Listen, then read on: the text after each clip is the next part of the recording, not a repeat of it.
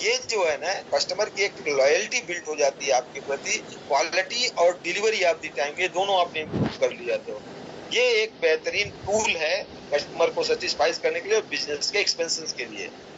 ये Harvard business का जो रिव्यू आया 2024 का, तो आप उसमें देखोगे कि 60% जो बिजनेस थे ना, वो जो है वो ये क्लेम करते हैं कि उनका रेवेन्यू एक साल के अंदर सिर्फ इसलिए इंक्रीज हो गया क्योंकि उन्होंने सप्लाई चेन को ऑप्टिमाइज कर दिया।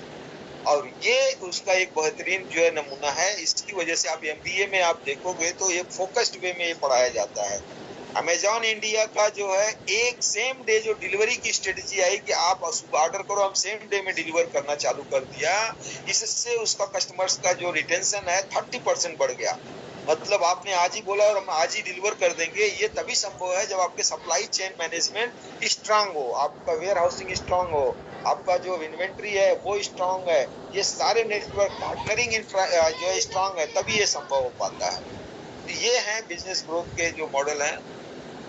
पर साथ में आप कोई चीज आप करोगे तो उसके साथ चैलेंजेस भी आते हैं, क्योंकि आप इस तरह से आप एक्सपोनेंशियली जब ग्रो करते हो तो आपको मार्केट में डिसरप्शंस भी होते हैं ना सप्लाई चेन में। खास करके जब आपको कोई नेचुरल डिजास्टर आ गया है, आप लोगों ने देखा होगा कि जब ये कोरोना पीरियड में कितनी बुरी तरह से इन लोगों कंपनियों को नुकसान हुआ है। तो ये इस तरह की जब पेंडेमिक आती है उस समय ये बहुत खतरनाक हो जाता है। दूसरा होता है कि आपका कास्ट जो है जब अगर फ्लैक्चुएट करता है, कि जो रॉ मटेरियल है उसके कास्ट अगर स्टेबल नहीं है और बहुत ज्यादा फ्लैक्चुएशन है, मार्केट में आया, अमेरिका ने कोई डिसीजन लगा दिया आपके ऊपर जो ये लगा दिया है, तो उसकी वजह से प्राइस बढ़ गया, प्रोडक्शन बढ़ गया, या क्लाइमेट चेंज हुए उसकी वजह से कुछ बढ़ गया। ये जो फ्लैक्चुएशन कॉस्ट है ना, ये आपके सप्लाई चेन पे जबरदस्त इम्पैक्ट करता है। तो ये सब रिस्क में आते हैं, इनको मिटिगेट करने की जरूरत है। आपका इन्वेंट्री का जो मैनेजमेंट का इशू है, आप ये सबसे इम्पोर्टेंट होता है कैसे ऑप्टिमाइज करो। कुछ लोग जब बिजनेस करते हैं तो उन्होंने ओवर स्टॉक कर लिया, वो भी आपका पैसा तो फंस गया, वो टाई अप हो गया। क्या आपने जो ओवर स्टॉक किया उसको सेट ऑफ करके कैलकुलेशन ले लिया है कि ओवर स्टॉकिंग की वजह से आपका जो पैसा फंसा है उसके जो इंटरेस्ट है, वो सारी चीजें जोड़ करके आप जो पे कर रहे हो तब आपका निकल के आ रहा है कि नहीं आ रहा है। और दूसरा चैलेंज है कि आपने अंडर स्टॉकिंग कर ली, आपको चाहिए था जितना उतना स्टॉक ही नहीं तैयार किया। वहां पे भी आपको चैलेंज आता है कि कस्टमर डिससेटिस्फाइड हो जाता है क्योंकि आपका स्टॉक ही नहीं था, डिमांड बढ़ गया और उसके बाद फिर मार्केट में आपका नाम खराब हो जाएगा कि सप्लाई नहीं कर रहे हैं। तो हमें न तो अंडर स्टॉक होना चाहिए न तो ओवर स्टॉक होना चाहिए। महत्वपूर्ण टेक्नोलॉजी अभी आ रही है, आप अपने उसमें पुराने धंधे में लगे पड़े हुए हो और डिजिटल जो ट्रांसफॉर्मेशन हो रहा है सप्लाई चेन में आपने उसको अडॉप्ट ही नहीं किया, तो ये दूसरा चैलेंज बन करके आपके लिए खड़ा हो जाएगा। तो इसलिए टेक्नोलॉजी का जो इंटीग्रेशन है वो हमेशा आपको अलर्ट रहना पड़ेगा। तो डेलॉयट इंडिया का जो 2024 का रिपोर्ट्स है उसने साफ साफ बताया है आपको कि करीब 42% बिजनेस का जो स्ट्रगल है, जिसमें वो ये समस्याएं उनको फेस हो रही है, तो 42% जो बिजनेस स्ट्रगल है वो सिर्फ और सिर्फ सप्लाई चेन के डिसरप्शंस की वजह से हो रही हैं, जिसमें जियो पॉलिटिकल टेंशन होता है। आपका अच्छा खासा बिजनेस रसिया में चल रहा था, आपका अच्छा खासा बिजनेस जो है यूक्रेन में चल रहा था, सडनली वहाँ जियो पॉलिटिकल टेंशन डेवलप हो गया। अब देखो सैंक्शन लग गया वहाँ पे, आप वहाँ से खरीद नहीं सकते हो। अब ये जो है जो जियो पॉलिटिकल है, ये जो है आपको सबसे ज्यादा चैलेंज क्रिएट करता है। टाटा मोटर्स ने क्या एक प्रोडक्शन डिले में फेस किया उसने 2021 में, उसको कंडक्टर की जरूरत थी, सप्लाई नहीं मिल पाई उसको। ऐसे में उसने जो अपनी व्हीकल्स की डिलीवरी जो शेड्यूल की थी उसकी, वो उसको इम्पैक्ट कर गया। तो ये चीजें जो है आपको सप्लाई चेन मैनेजमेंट के चैलेंजेस हैं जो हमें किसी न किसी तरह से एड्रेस करने की जरूरत पड़ेगी। एक केस स्टडी अगर आप देखें तो रिलायंस का रिटेल सप्लाई चेन का है कि उसका जो चैलेंज था, एक बहुत बड़ा चैलेंज था कि वो इफिशिएंट सप्लाई जो चेन था ना, वो करीब 12,000 प्लस स्टोर्स को अक्रॉस दी इंडिया उसको करना था। ये उसका बहुत बड़ा चैलेंज था। अब उस चैलेंज को उसको एड्रेस करना था तो क्या किया उसने, 200 वेयर हाउस पूरे मेन जो सिटीज हैं जहाँ पे उसकी डिमांड है सप्लाई को जो है, वहां पे उसने उसको बिल्ड कर दिया। उसने लोकल जो सप्लायर्स थे और फार्मर्स थे उन लोगों के साथ इन्वेंट्री के लिए पार्टनरशिप कर ली। और फिर सबसे जो आज का जो अगला फ्यूचर है वो एआई आर्टिफिशियल इंटेलिजेंस ड्रिवन जो लॉजिस्टिक सिस्टम्स है उसको अपने ऑप्टिमाइज डिस्ट्रीब्यूशन में लगाया दिया, जिसका इम्पैक्ट ये हो गया कि उसका जो डिलीवरी टाइम था जो देने का, वो 35% जो है कम हो गया। जो पहले उसको जितना टाइम लगता था उसमें इतना इम्प्रूवमेंट आ गया, और जिससे कस्टमर का जो सेटिस्फेक्शन है और लॉयल्टी है रिलायंस के प्रति, वो फटक करके बढ़ गई। और इसका नतीजा ऐसा हुआ कि 2023 में जो उनका टर्नओवर था इससे जो है सप्लाई चेन की वजह से 17% जो है उसमें सप्लाई चेन के ऑप्टिमाइजेशन से उसको बढ़ गया उनका। तो ये सब केस स्टडीज हैं जिससे आपको समझ में आएगा कि क्या कैसे होना चाहिए।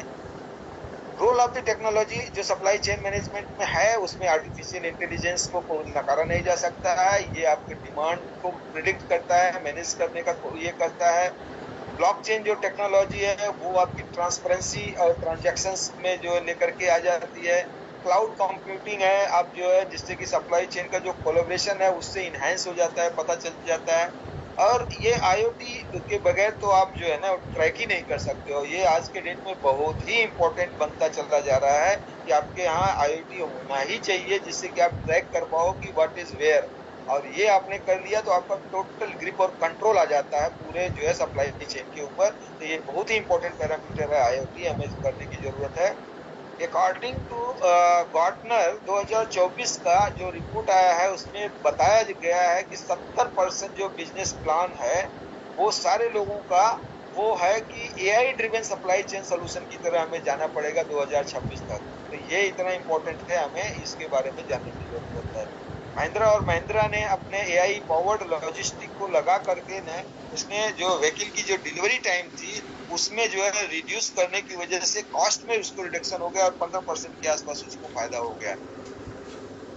सस्टेनेबिलिटी और ग्रीन सप्लाई चेन, क्योंकि पूरी दुनिया में बिना जो है आपकी जो चर्चा हो रही है वो सस्टेनेबिलिटी की हो रही है। अगर आपका जो मॉडल है उसमें अगर सस्टेनेबल नहीं है तो आप ये मान करके चलो कि आपको चैलेंज तो बना रहेगा।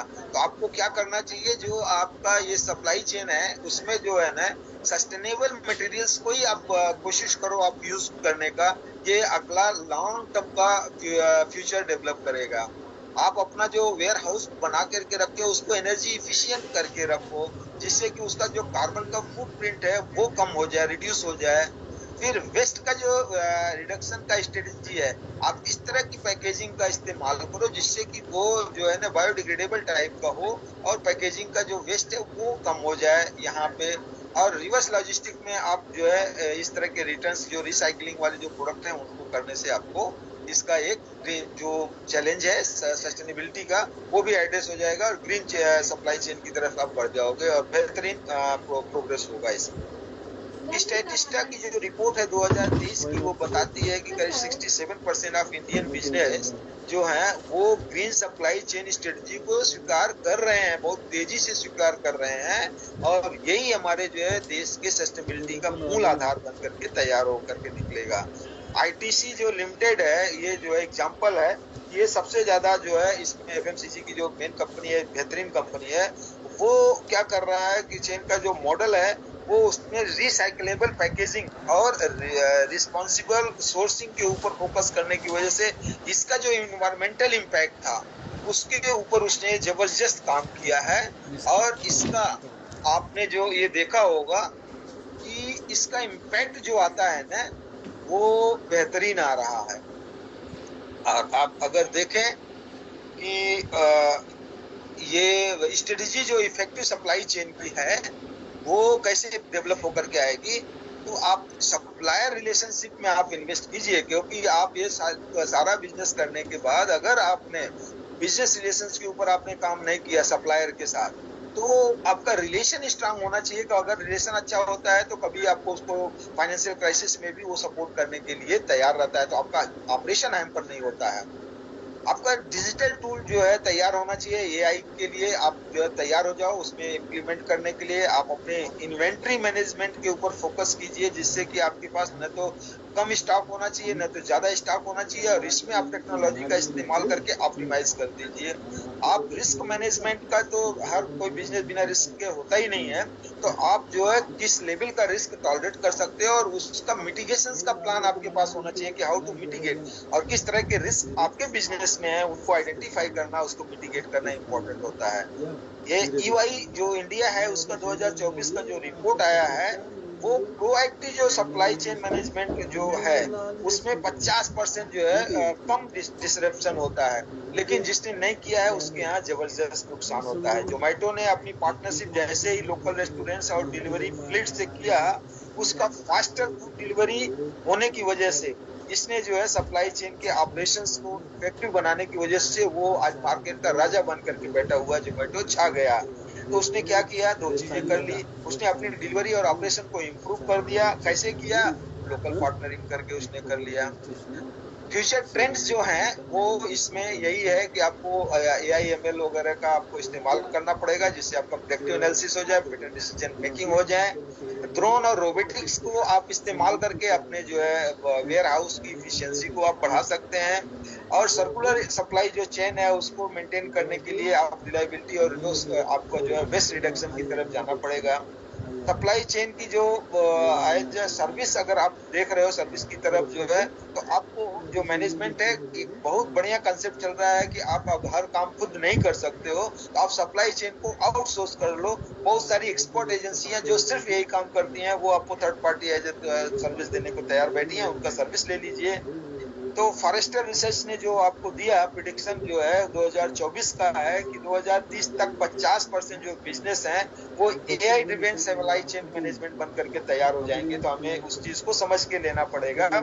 बिग बास्केट के ऑटोमेटेड वेयर हाउस जो हैं उन्होंने मैनुअल एरर जो हो रहे थे वो जबरदस्त रिड्यूस कर दिया, जिसकी वजह से इफिशियंसी उनकी जबरदस्त बढ़ गई है। तो ये सब जो है बिजनेस स्टैंडर्ड्स ने हमें रिपोर्ट किया है। हमारा कंक्लूजन ये है कि आप जो है 25% जो हायर प्रॉफिट मार्जिन है वो बिजनेस ऑप्टिमाइजेशन जो है जिसमें सप्लाई चेन का करने से होता है। और 60% टर्नओवर में अगर आप देखोगे इंक्रीज जो होगा वो इसके ऑप्टिमाइजेशन से हो जाएगा। 30% ग्रोथ आप अचीव कर सकते हो अगर आपने सप्लाई चेन को ऑप्टिमाइज करके ले लिया। और 50% का कम डिस्ट्रप्शन होगा अगर आपने proactive supply chain management implement कर लिया। तो ये पैरामीटर्स आपको बताते हैं कि ये कितना इंपॉर्टेंट है हमारा सप्लाई चेन। एक आप जो इफिशिएंट सप्लाई चेन अगर बनाना है तो आपको कॉस्ट रिडक्शन के लिए काम करना है, कस्टमर के सेटिस्फेक्शन पे काम करना है, बिजनेस के ग्रोथ पे काम करना है। ये सब के ऊपर डायरेक्ट इम्पैक्ट करता है। टेक्नोलॉजी ड्रिवन सप्लाई चेन अगर आपका स्पीड और एक्यूरेसी बढ़ा देगी, जिससे सेटिस्फेक्शन लेवल बढ़ जाएगा। सस्टेनेबिलिटी के लिए सप्लाई चेन का इनहेंस ब्रांड रेपुटेशन होना ये बहुत जरूरी है। डिलॉयट का जो रिपोर्ट्स है उसने साफ साफ बोल दिया है कि आप जो है अपनी बिजनेस की प्रायोरिटाइज में सप्लाई चेन की इफिशियंसी को ग्रो करो, 30% फास्टर कर दो और आपका ये बढ़ जाएगा। फाइनल थॉट निकल के आता है कि एक strong supply chain is the backbone of the business of the success. तो आपको सक्सेस का अगर कुछ भी है तो अगर आपने सप्लाई चेन समझ लिया, कंट्रोल कर लिया, तो सक्सेस कोई आपका रोक नहीं सकता। तो थैंक यू वेरी मच आप लोगों को हमारे बात को सुनने के लिए। मैं अभी जो है